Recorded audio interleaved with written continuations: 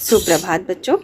आज मैं आपको कक्षा 4 की पाठ्य पुस्तक हिंदी व्याकरण से पाठ 3 जिसका शीर्षक है शब्द के विषय में पढ़ाऊंगी। इसमें शब्द कैसे बनाए जाते हैं, शब्द का विन्यास कैसे किया जाता है, ये सारी चीज़ें मैं आपको इसमें बताऊंगी। तो चलिए बच्चों शुरू करते हैं। पाठ 3 शब्द। नीचे दिए गए चित्रों को देखिए।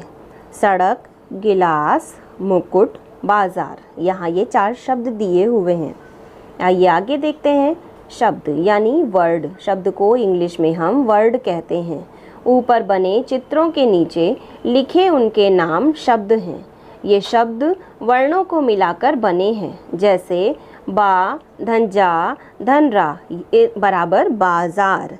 अगर इन वर्णों का क्रम बदल दिया जाए तो शब्द बनेगा, यानी कि अगर हम इन वर्णों को इधर उधर कर देंगे तो शब्द बनेगा र, धनजा, धनबा। तो क्या हो जाएगा? रजाब, रजाबा। इस शब्द का कोई अर्थ तो है नहीं बच्चों। देखिए ये उल्टा शब्द है, इसका कोई भी अर्थ नहीं है, यानी ये निरर्थक शब्द हुआ। तो बाजार शब्द जो होता है वो सार्थक है और रजाबा जो शब्द है वो निरर्थक है। यानी सार्थक मतलब होता है विद मीनिंग और निरर्थक मीन्स होता है विदाउट मीनिंग। अतः हम कह सकते हैं कि 2 या 2 से अधिक वर्णों के सार्थक मेल को शब्द कहते हैं। 2 या 2 से अधिक वर्णों के सार्थक मेल को हम क्या कहते हैं बच्चों? शब्द कहते हैं। ठीक है, ये हो गई शब्द की परिभाषा। यानी हमें जब भी कोई भी शब्द बनाना होता है तो शब्द क्या होना चाहिए? सार्थक होना चाहिए। निरर्थक शब्द कभी भी नहीं बनता है। हमेशा कौन सा शब्द बनता है? सार्थक शब्द बनता है। और शब्द कैसे बनते हैं? वर्णों को जोड़ करके, जैसे बा, जा और रा, इन 3 वर्णों को जोड़ करके बाजार बना, वो सार्थक शब्द हुआ। आगे देखते हैं। पद। जब शब्दों का प्रयोग वाक्य में किया जाता है तब ये पद कहलाते हैं। यानी जब शब्दों का प्रयोग वाक्य में किया जाता है तब वो पद कहलाते हैं। अब शब्द देखिए कौन कौन से हैं। मैं और खेल, ये अलग अलग 2 शब्द हुए, लेकिन जब हम इसे मिला देंगे, यानी मैं खेलूँगा कर देंगे, तो ये अपने में एक वाक्य बन गया, एक पूरी तरह से वाक्य बन गया। अब ये खेल शब्द का रूप खेलूँगा, खेलूँगा पद बन गया। तो ये क्या हो गया? पूरी तरह से जब हम शब्दों का प्रयोग पद में वाक्य में करते हैं तो वो क्या कहलाता है बच्चों? पद कहलाने लगता है। ठीक है, अब चलिए पढ़ते हैं शब्द के भेद यानी काइंड्स ऑफ वर्ड। तो क्या हो जाएगा? अर्थ के आधार पर शब्द के 2 भेद होते हैं। ठीक है, यानी अर्थ हमें उसमें निकल रहा है या नहीं निकल रहा है, तो 2 प्रकार के शब्द होते हैं। पहला होता है सार्थक, जिसे मैंने आपको पढ़ाया है विद मीनिंग, और दूसरा होता है निरर्थक, जो ऑनलाइन कक्षा में मैंने पढ़ाया है आपको विदाउट मीनिंग।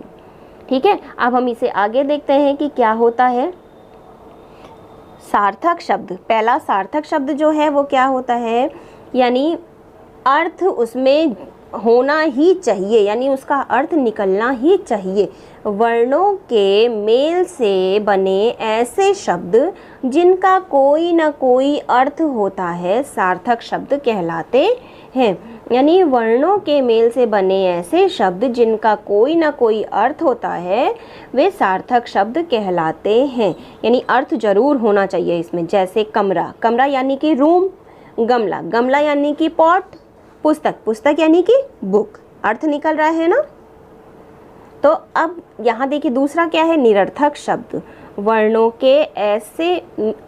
के मेल से बने ऐसे शब्द जिनका कोई अर्थ नहीं होता, यानी इसका कोई भी अर्थ नहीं होता है, वे निरर्थक शब्द कहलाते हैं, यानी बेकार शब्द कहलाते हैं। जैसे राकम, यही कमरा को उलट दीजिए तो हो जाएगा राकम, कोई अर्थ इसका नहीं निकल रहा है बच्चों। आप पूरी डिक्शनरी में ढूंढ डालेंगे, आपको कहीं अर्थ इसका नहीं मिलेगा। ऐसे मगला, मगला क्या होता है? पता नहीं क्या होता है, मैं भी नहीं जानती हूँ।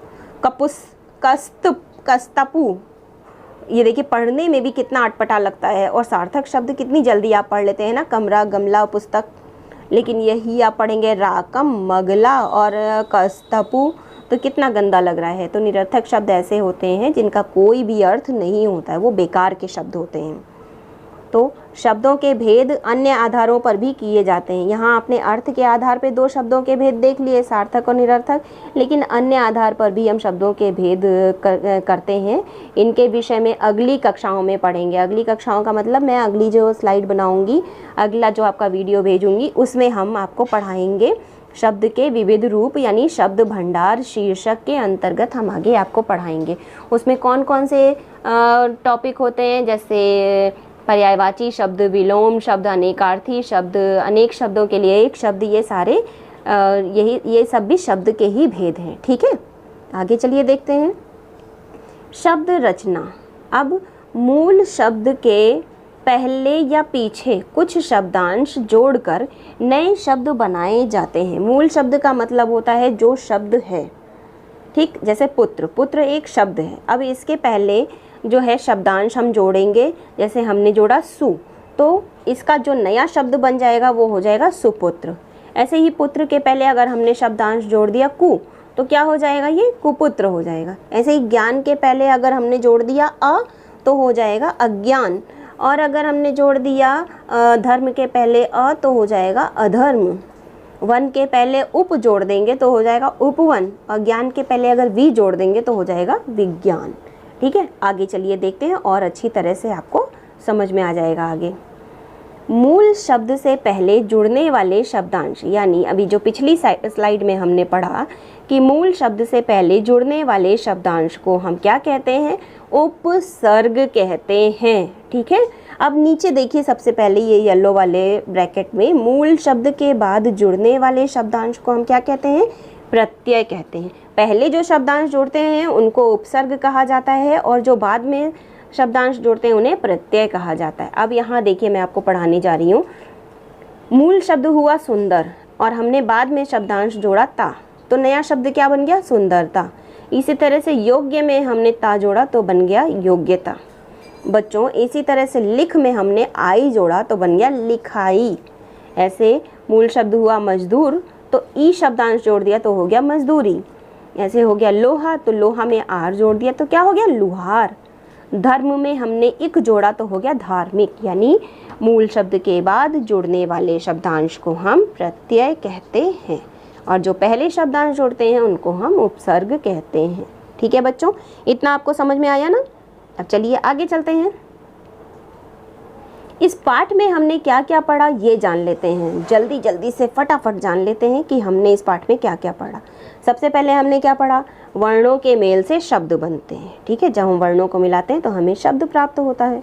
फिर वर्णों का मेल हमेशा कैसा होना चाहिए, सार्थक होना चाहिए, यानी उसका कोई ना कोई अर्थ जरूर होना चाहिए।